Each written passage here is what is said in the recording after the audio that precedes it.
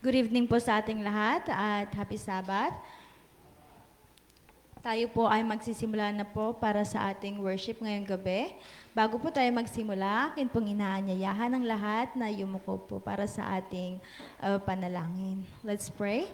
Our Heavenly Father, most precious Lord, we thank you, Lord, for this evening, for the privilege that you have given to us, that we are able to gather together and worship you, O Lord. Lord Jesus, as we proceed by singing worship songs and invitations, we are inviting you, Lord, to be with us and bless us with Holy Spirit. Bless the heavenly voices that you have given to us, so that while we are singing, the angels and the people who will hear our songs will be blessed and praise you and glorify you, Father. All these things we pray in the most precious name of our Savior, Jesus Christ. Amen. For our first song, let's sing Only Trust Him on hymn 153.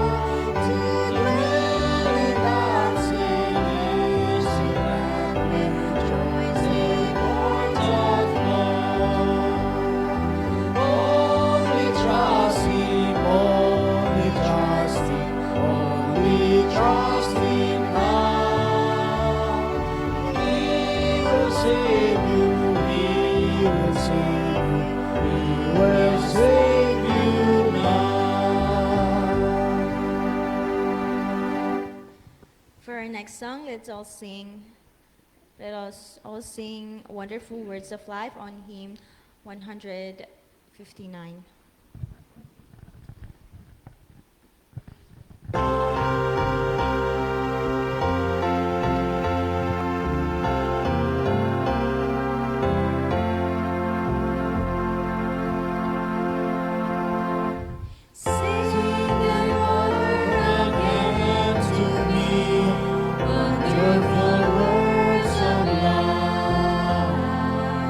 Let me go, the beauty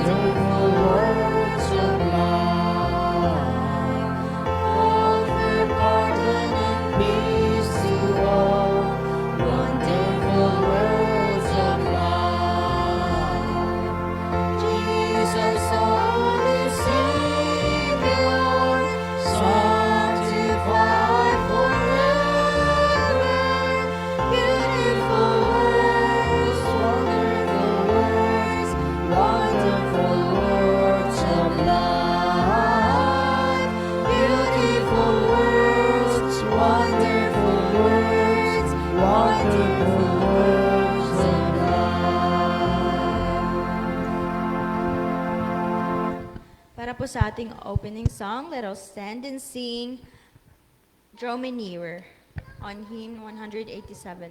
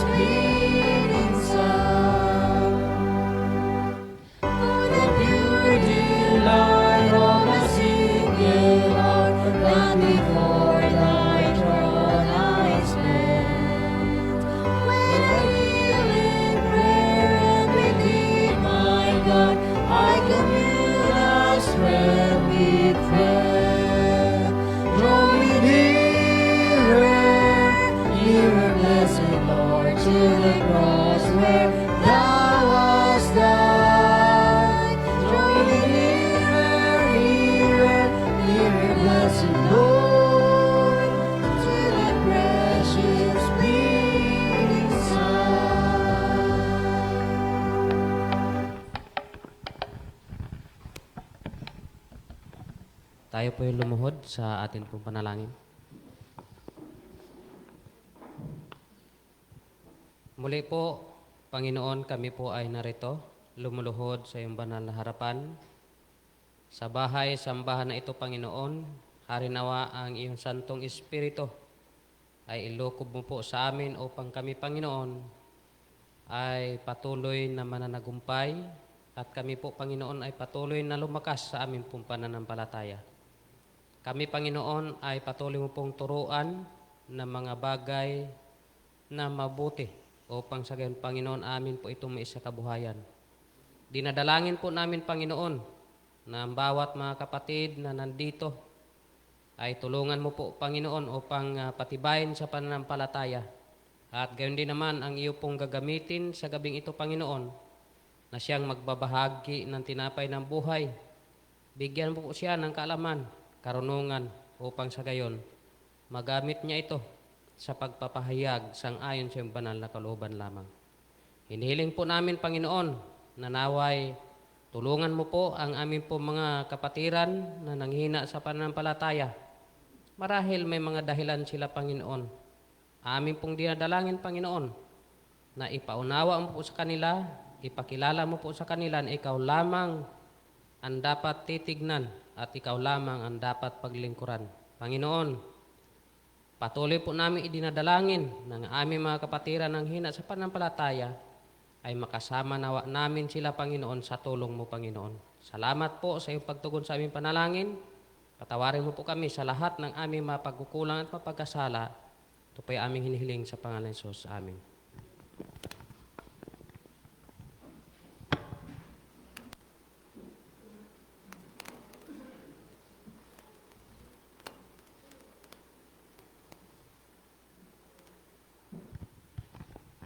Magandang gabi sa inyong lahat mga kapatid at happy Sabbath po.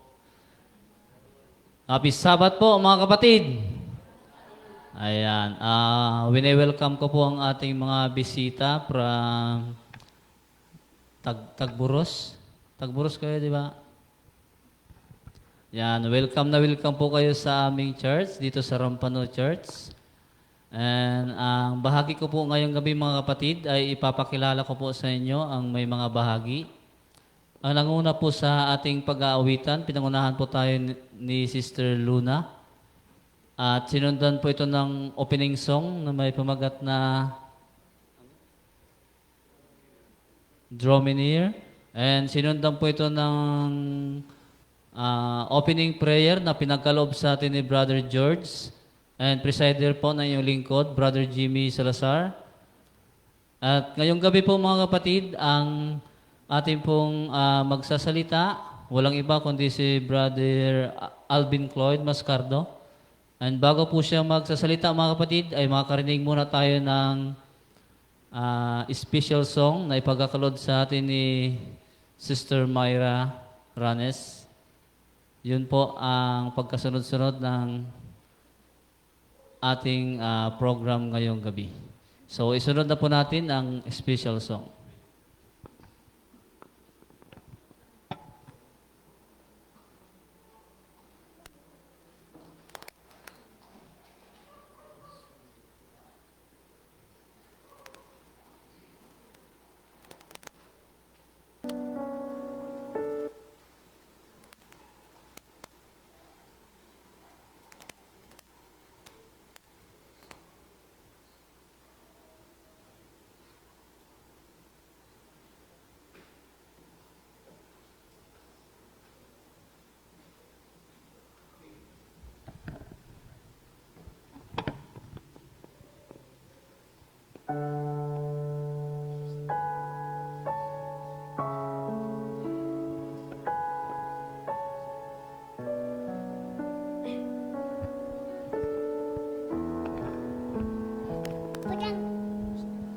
Sa buhay mo ngayon, ikaw ay magsikap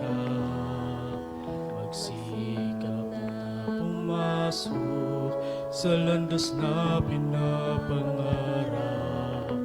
Ngunit iyong pagkaisipin na kung ikaw ay handang salubungin siya, ang gusto ni Jesus ay makasama ka. Ang panahon malapit na ang pagdating niya. Humanda ka, humanda na, humandang salubungin siya. Ikaw, ako, tayong lahat magkakasama. Walang mawawaglit kahit isa.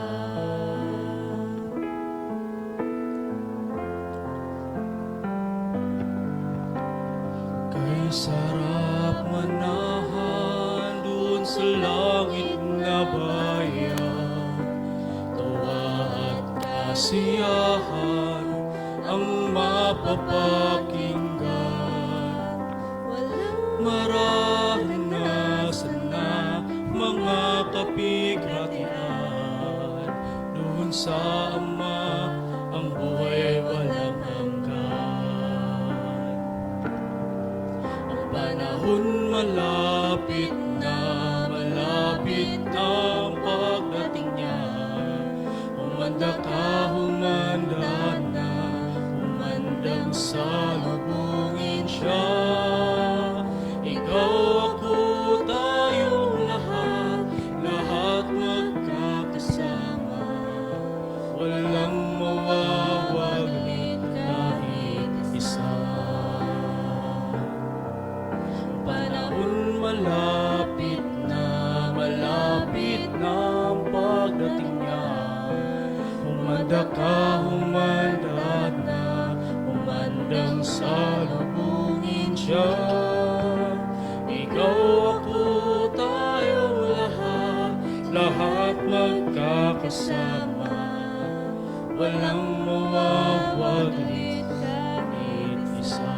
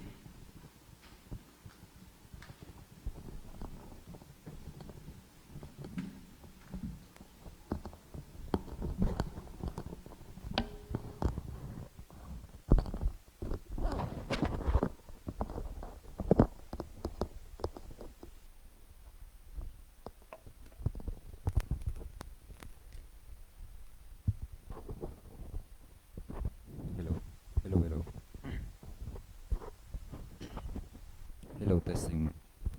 Hello, hello. Hello, hello.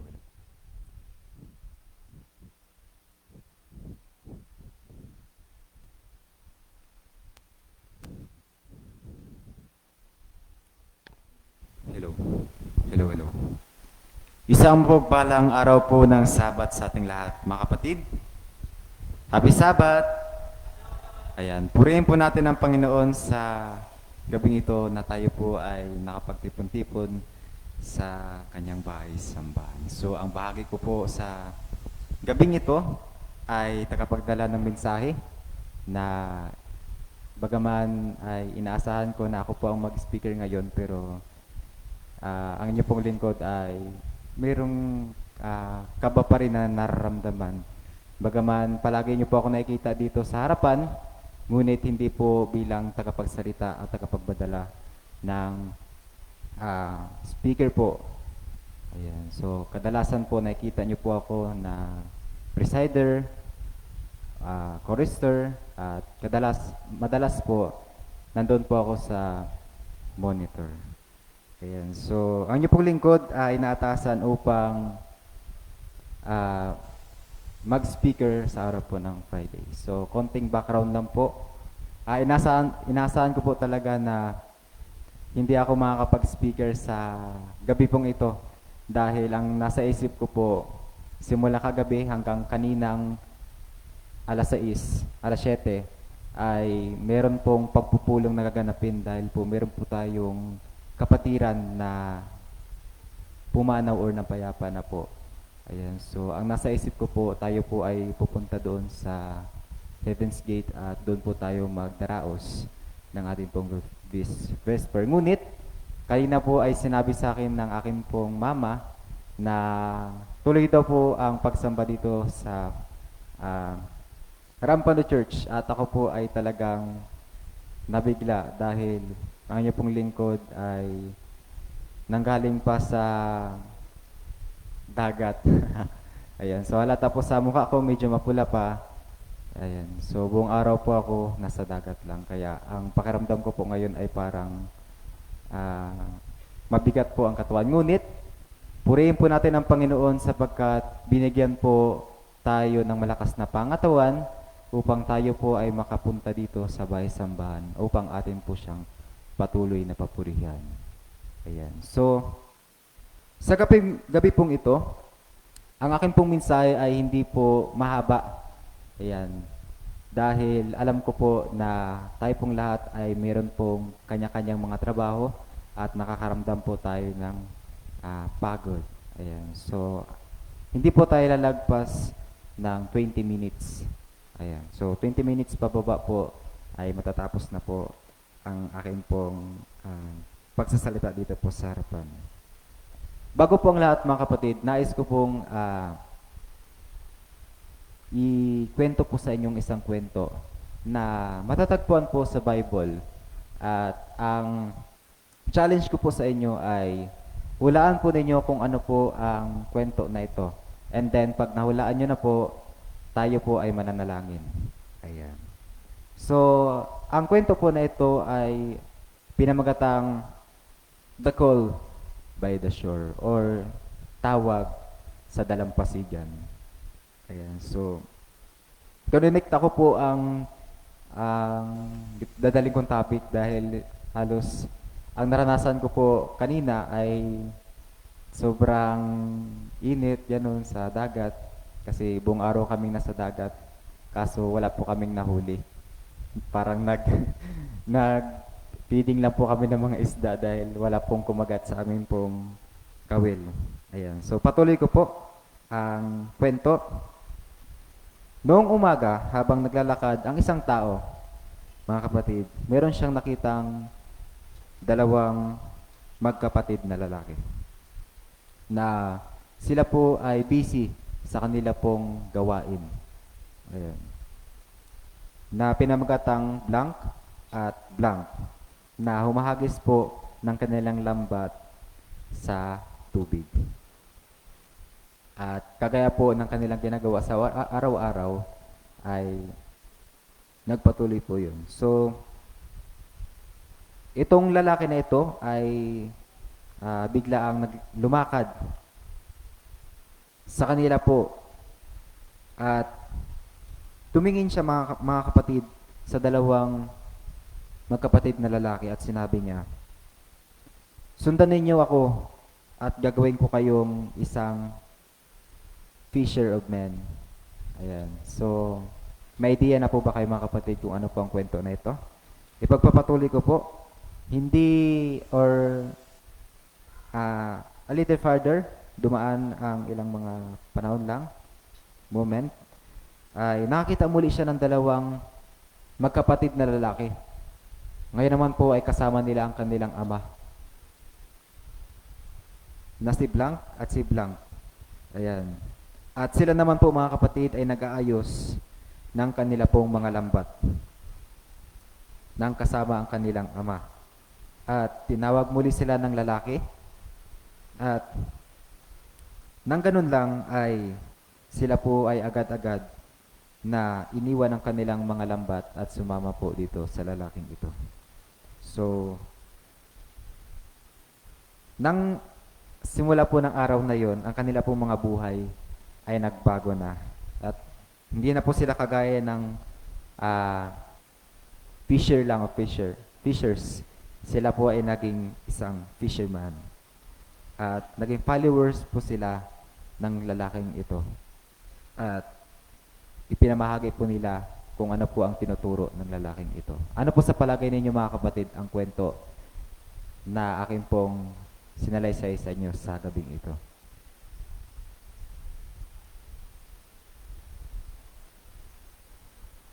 Ang lalaki pong ito or ang taong napadaan sa mga fisherman sa magkakapatid na lalaki ay si Jesus Christ.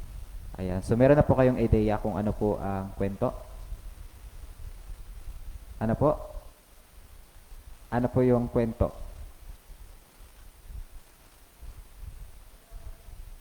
Ayan. So ang kwento po na ito ay patungkol po sa kung papaano tinanggap ng disciples ni Jesus si Simon, si Peter, si James, at si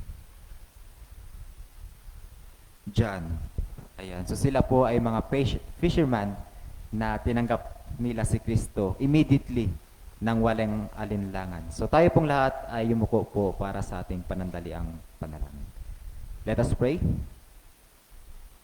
Dakila at magpala namin Diyos Ama, kami po ay lubos ng papasalamat sa inyong pangalan, sa inyong patuloy na papalang pinagkaloob sa amin. Sa gabi pong ito, Panginoon, dalangin po namin na gawin niyo po kaming isang fisherman na kung saan, Panginoon, amin pong madala ang pabalita ng Panginoon sa sanlibutan ito. At nawa po kami rin po ay maging isang ilawan na kanila pong makita ang Christ character sa amin pong pagkatao. Dalangin po namin ito at nawa samahan niyo po kami sa aming pong pag-aaral ng inyong banal na salita sa gabing ito. Ito po aming dalangin sa pangalan ni Jesus.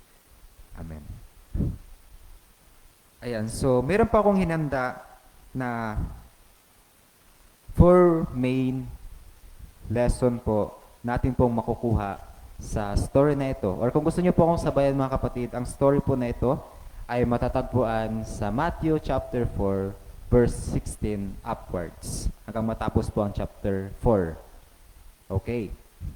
So, para po masundan ninyo ako ay habang nagsasalita po kay maaari niyo po itong basahin. So first, mga kapatid, na lesson. Jesus is the light in the darkness. Ayan. Sino na po sa inyo ang nakatry na mapunta sa isang lugar na napakadilim? Ayan. Taas po ng kamay para taas lang. Ayan. So lahat po tayo syempre nakapunta na sa isang lugar na madilim. Lalong higit kapag gabi. At ano po ang napapansin ninyo kapag madilim ang isang lugar? Naghahanap tayo ng light. Ayan. So, mga kapatid, kapag nasa madilim tayo, kahit konting light lang po yung lalabas doon, mapapansin po agad natin yun at manonotice po natin na, uy, mailaw. Hindi po ba? Dahil tayo po ay nasa darkness. So, the people sat in the darkness but saw a great light. So, Jesus brings, ibig sabihin po mga kapatid, si Jesus na po ay nagdadala ng hope, ng pag-asa sa ating lahat at katotohanan at guidance para po sa mga people or para po sa atin na naliligaw po ng landas at nagko-confuse po or nagkakaroon po ng struggles sa ating mga buhay. Yun po ang first na lesson dito po sa story na ito. Ano nga po yun, yung first lesson? Jesus is the light in the darkness. Ulitin na po, ano nga pong lesson na first? Ayan. So, second, malapit na po tayo mga kapatid. Repentance is the first step. Ayan. So, kung gusto po natin mga kapatid na tayo po ay magkaroon ng totoong pananampalataya sa Diyos, unahin po natin mga kapatid na magrepent muna tayo ng ating pong mga kasalanan sa Panginoon. Dahil ang sabi dito, repentance is the first step.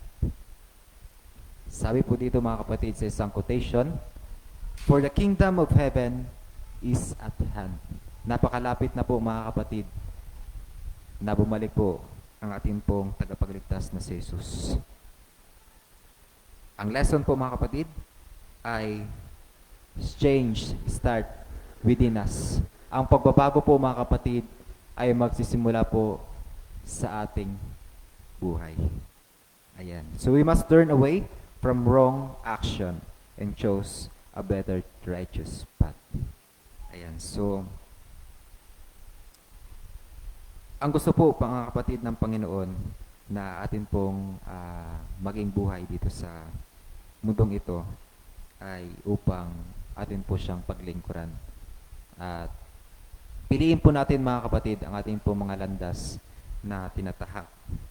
At palagi po nating isaalang-alang ang kapakanan po ng Panginoon. Ayan po ang ating second lesson sa story po na aking ikunento kanina. So, ano nga po yung second? Repentance is the first step. Ano po yung first? Jesus is. Ang second? Repentance is the first step. Okay.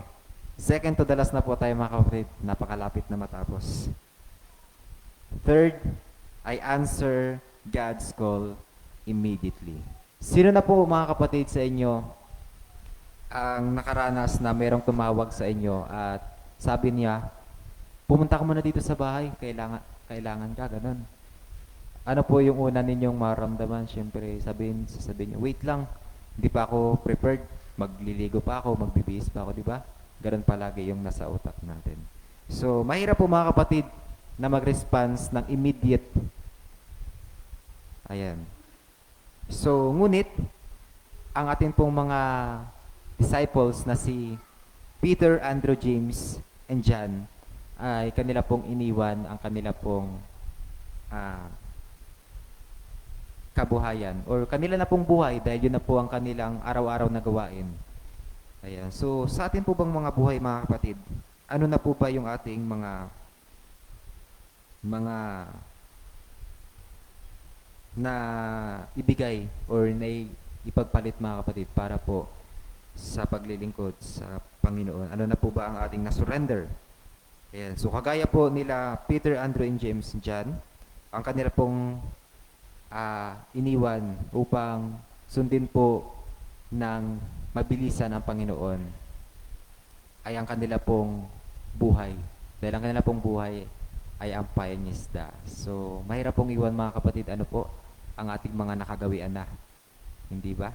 Sobrang hirap. Ayan. At mas mahirap na i-response agad na tayo ay susunod sa calling po ng Panginoon.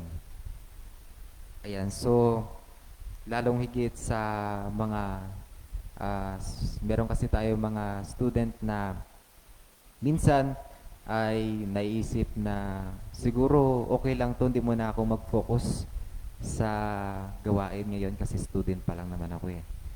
Baka siguro pag-graduate na ako, magkaroon na ako ng full-time, mga kapatid, na pananampalataya. Yan. So hindi po ganun mga kapatid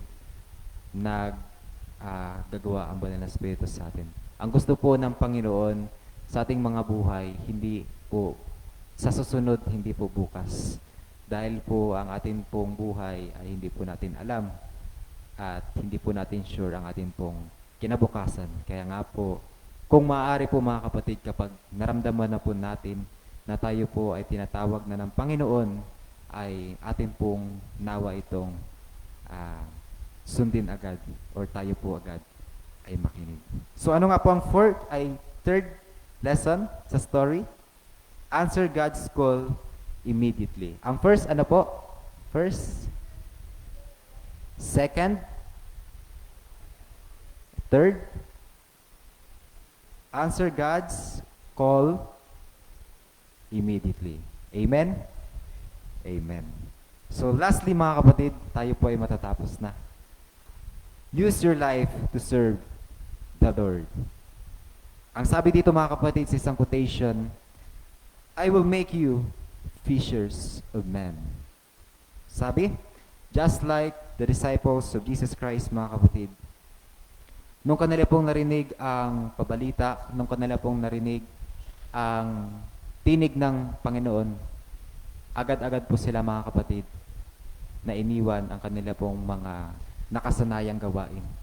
Ang kanila pong buhay ay kanila pong inaalay sa paglilingkod sa Panginoon. Ayan, so tapos na po tayo mga kapatid. Ang ating pong fourth, ano nga po ang lesson? Ang fourth? Use your life to serve the Lord.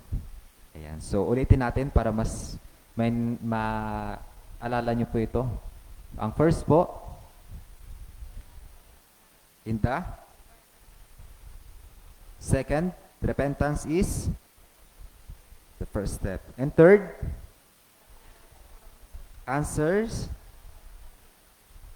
And fourth, use your life to serve the Lord. So, I hope mga kapatid, na sa simple na message na ito, ay meron po kayong natutunan kung papaano po natin or kung papaano po ba dapat tayo mag-respond sa ating pong Panginoon.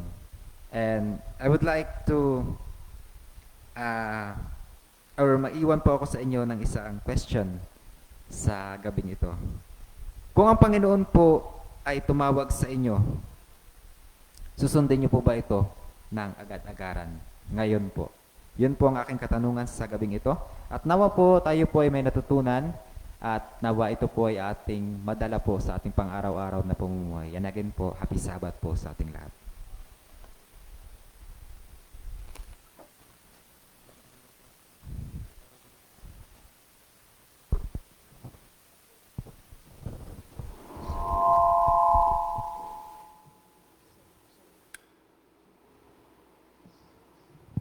So, thank you for that very beautiful message. For our closing song that I'll stand and sing, I've Found a Friend on Hymn 89.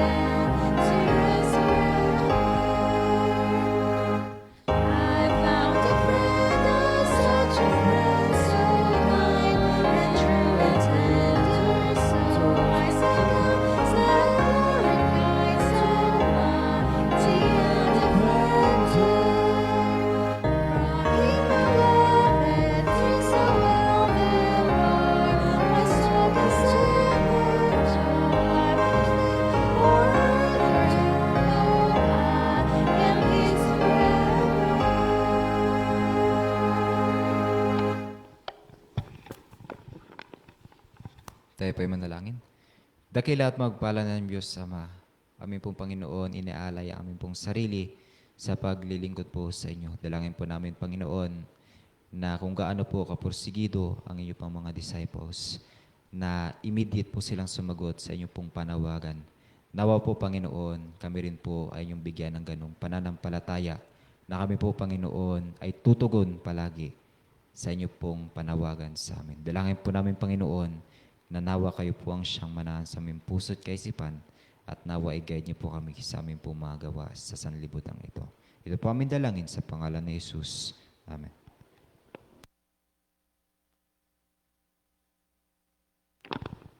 Dear mga kapatid, akin pong iniimbitahan ng lahat na pumunta po tayo bukas ng maaga dito po sa ating bahay sambahan. Ang start po ng ating program ay 8 dahil nagsasagawa po tayo ng ating family time. So basically, ang start po ng ating Sabbath School Worship ay 8:30. So I hope po na alas 8 pa lang ay nandito na po tayong lahat para tayo po ay sama-sama na mag-worship at may sagawa po natin ang ating family time. Happy Sabbath po.